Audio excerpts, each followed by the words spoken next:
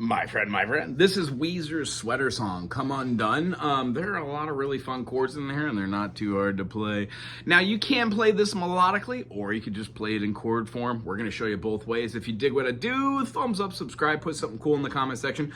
This one's going to be in the key of G major. We are definitely going to be playing some power chords, and most of it goes through this medley or progression where we have a G major, and then we have a C major, and then we have a D major, and it goes back to a C. But the real caveat of this is what we can do is we can play what looks like a C major here. If we put down a pinky, we get something called a C7 or a C dominant. This is also the 5 dominant chord in the key of F, but that's too much theory, blah, blah, blah. If we move the fingers to play this little bitty triangle, you'll notice it as being like a D7, A major 7, B dom 7, F sharp dom.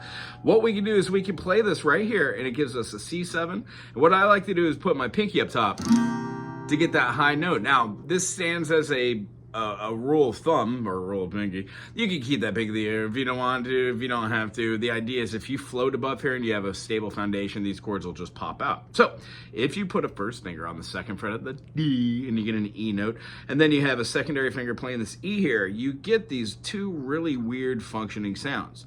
If you play it leaving your middle finger to control the G and then the C, you can take this, move it up and back, and that forms your progression. It looks like this. We'd have a down on the 6th string, and then we'd have a down on the 4th string. We would have a down on the 3 string.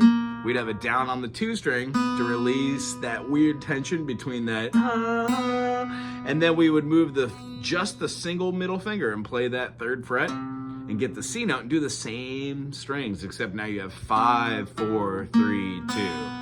When we move it up to the 5th fret, we have 5, 4, 5 open, and then back to 3, 2, 3 open. That is the entire song. Hey now, I'm me, yeah, I am, I can, I sing, hear me, know me. When it goes to the chorus, I would say throw on all your distortion. If you got a big muff, do it too. The D6-9, we can hold that, but there's a secondary guitar doing like a G5 and then doing a C5, D5, and then back to the C5. Whoa, whoa, whoa, whoa. That is almost essentially the whole song. The only thing now we need to know is do the interludes and know where the up parts and down parts are. This has something called dynamics, which means when we're doing the verse is kind of quiet, you know.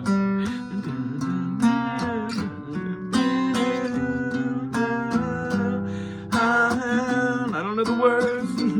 Just said I am. If you want to destroy your sweater, just as I walk away. It all goes pretty swimmingly, right? And then when it goes down, there is a solo that goes to B flat. So we can play it either at the 6th fret, playing what looks like an E major shape.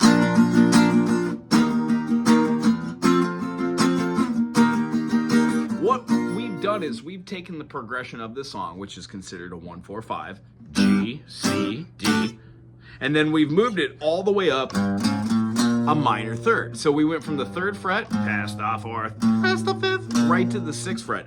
This B flat or A sharp B flat chord goes same progression. I mean, if you were using a capo and or you start using your fingers as your bar chords, you can play the same chords. G major, C, that C dominant, and then up to your D dominant. But now we call it B flat, E flat, and F. I hope that made sense. If not, you can play it back here and do a good old-fashioned B flat. E flat is one of the harder chords to play on this positioning here. 1, 2, and 3 positions. I would much rather play an E flat at the 6th fret looking like an A major shape, and then move it up to an F, or even do these two and then get the lower end F here and then go back up. You know, eventually you learn how to play the different phrasings of these chords and learn how to just kind of have some of the notes being portrayed and some of them not. But until that time comes, understand they're called inversions. Have fun with the 1-3-5 concept of putting the lowest note as a different note in the inversion or the triad. And then have fun with just doing these power chords. G, G, G, G, G, C, C, C, C, C, D, D, D, D, D. Well, when we move it, it's B flat, and then E flat, and then F. That takes us through the end on the E flat. And it goes right back to the G. End on the G. If you want to discover the sweater. That is the whole song, my friends, my friends. There is a little bitty outro which goes back to the...